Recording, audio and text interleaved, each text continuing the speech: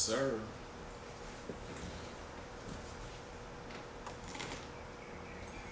So here we are, halftime. NBA Finals, Game 2, Milwaukee versus Phoenix breakdown. We told you some keys to win for Milwaukee and Phoenix in the beginning. We gave you some predictions. We said Giannis would have a big first half. So far, he's on point. 8 rebounds, 6 boards. It's huge. 12 points. Could have been bigger, a little more production. I said he was on pace for a triple-double. Really hasn't filled up any other categories, but he's giving you a little bit of something in every category. A steal, an assist, a block. So I think unsung hero in that first half for Milwaukee is P.J. Tucker. No one accounted for him having 7 points and 4 rebounds, so that's usually like a game's worth for him, and he's done that in the first half. So what says you?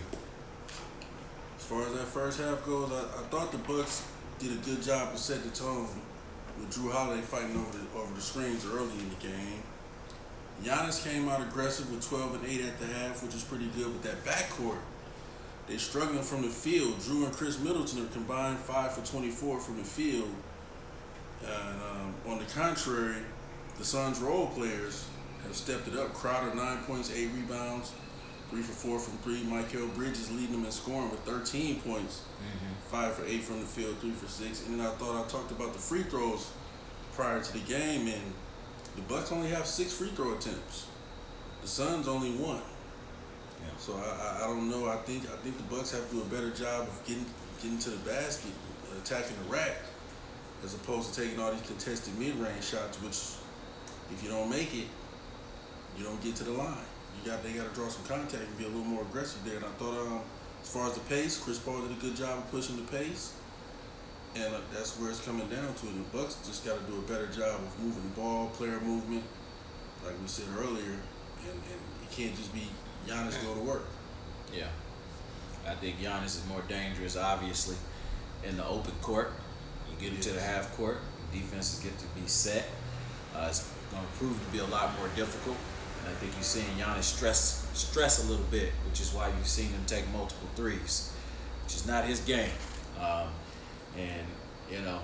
The defensive activity for the Phoenix Suns has been pretty damn good, right? And so you're watching, I think, a contrast in styles. So Milwaukee should be feasting in the paint. And then you're looking at Phoenix Suns, who are typically perimeter oriented.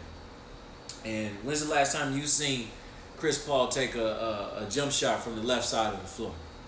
That's a really good question for you ball heads out there.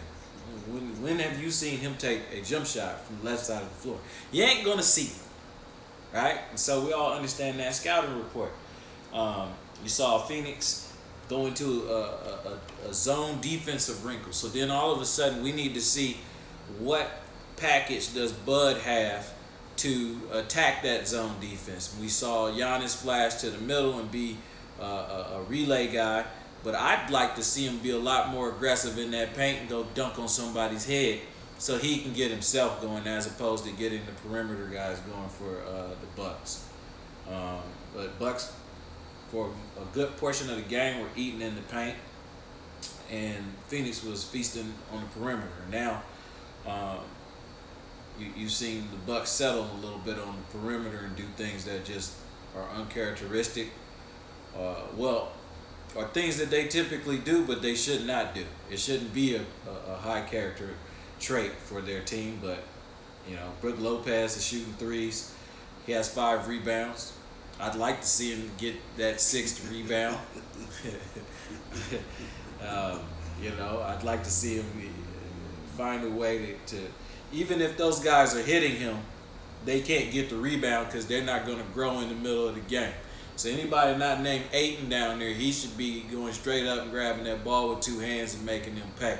He seemed a little timid as a roll man and catching the ball off of any screening action. So I hopefully in the second half he finds the do it fluid. Are you referring to 8? I'm referring to 8. Okay. Yeah. Hoping he finds that do it fluid and starts to take some shots that he seems comfortable with. Right now he seems a little timid.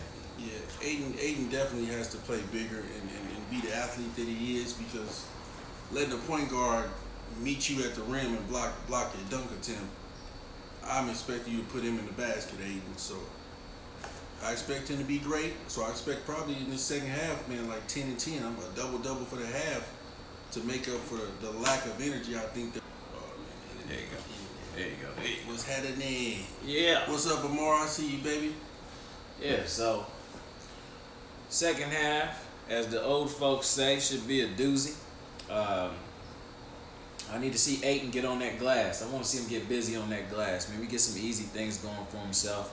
Do some things outside of scoring that should impact his game overall.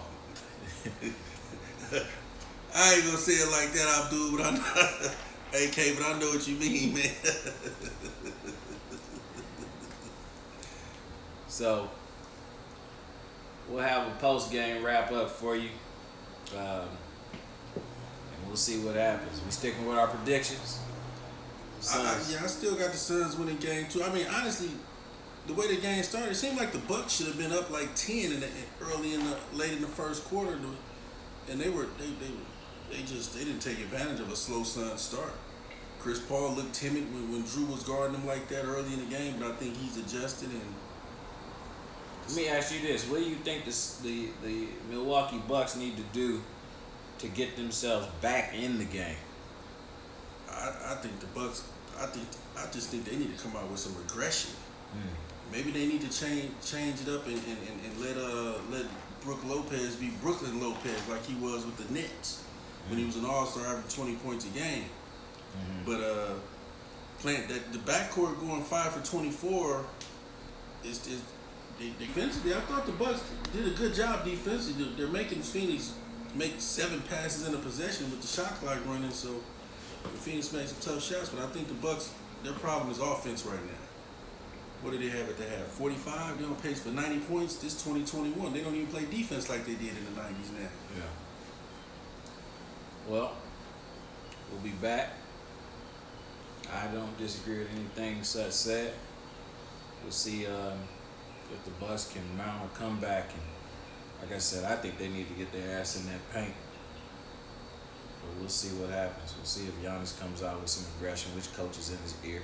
Shout out to Darvin Ham. What up, Doug? All right. Shout out to Blue T-shirt. This is a blue T-shirt. Shout out everybody. Yeah. Deuces.